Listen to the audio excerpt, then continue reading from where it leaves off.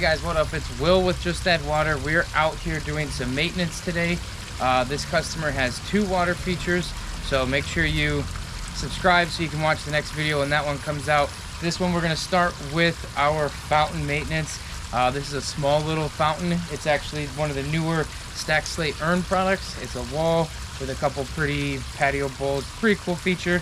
It is on a preformed basin. This is about as simple as it comes as far as any water feature we build, and also maintenance. So step 1 I always do for maintenance is I check water level. There's a little access port hatch thing for where the pump is at, where you can take a peek. There's other indications of your water feature needing water. Your pump will be like the supply area, so your biofall, the top of this wall, that kind of stuff will be bubbling. That means the pump is sucking air, and that's why there's bubbles. Otherwise, you know, your flow rate is going to be lower, or you can just visually look down into the basin or your skimmer or something like that and then add water. For a fountain like this, I'll always add water while I'm working. It normally is only going to take 15, maybe 20 minutes of water if it's completely empty. So when we add water, you can add water anywhere in the feature. It doesn't have to be in the pond or the basin. So that'll be step 1, is turn the hose on while I'm working, because then I'll also use that hose to spray stuff off. Step 2 is I will go through and manually remove debris and scrub algae. So not a whole lot for a fountain. It'll go pretty quick. Like I said, the fountain is designed to be pretty low maintenance. Step 3 is I will readjust some rock work, kind of make sure everything's looking good, hide liner or edges or stuff like that. Maybe adjust lights, or if they have them, if they've, you know, knocked around. This feature, the homeowners have a small kid and some dogs and stuff, so they like to play in all of this and they kind of knock things around. So adjusting the lights is a little difficult during the day. Obviously you have to have them on no matter what. You can see this light here, we get a good cast here, and some minor light in here. So we're just going to try to aim this up a little bit higher. It's as simple as kind of propping it up. This application, we don't have it on a stand. Sometimes our lights are on a stand that just pivot up and down, and then you can also twist it.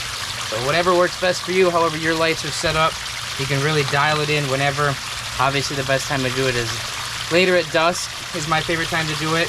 Normally it's something you notice when, you know, when it's dark out and then you don't really want to go do it. So just kind of remembering where you wanted to angle it. Now you have pretty lights.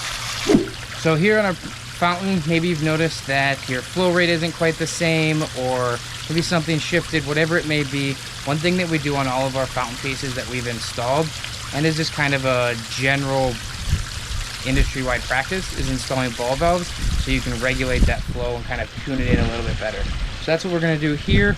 We're going to find the ball valve and then we're going to change it a little bit. So we want to adjust the flow rate on our bowls versus our wall. So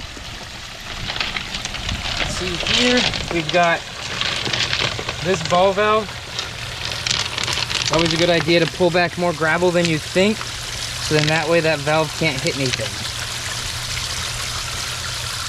So here you can see, by opening it all the way up, we dramatically reduce the amount of water coming over here, and now we're getting more of this sound versus this kind of cascade down the wall. This is a great way to fine-tune it however you like. Over time, this does change, whether it be water level in your basin or how old your pump is, if there's debris in it or anything like that. This is a great way for anybody to be able to go in and really adjust it exactly to your personal preference. If we want to completely, you know, eliminate these, we can go crazy with our wall. But that's a little aggressive. That's all it is to adjust your ball valve. Next step is to cover it back up.